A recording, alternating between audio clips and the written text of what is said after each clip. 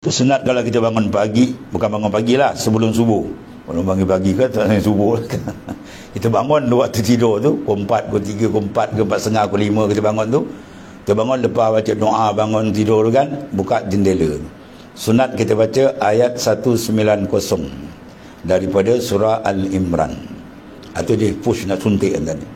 Inna fi khalqis samawati wal ard, semua dalam kejadian langit dan bumi, wa ikhtilafil laili wan nahar, dan bertukarnya malam dan siang. Itu apa tu? La ayatin li ulil albab, menjadi tanda bagi ulil albab.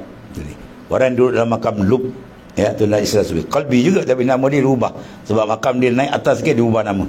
Macam pegawai keselamatan lah, bawa private, lepas tu korporat, jeneral, apa semua kan. Orang yang sama, tapi gelaran diberi sebab kedudukan tinggi, dia ubah nama. Jadi lub ni ulul albab, apa sifat dia?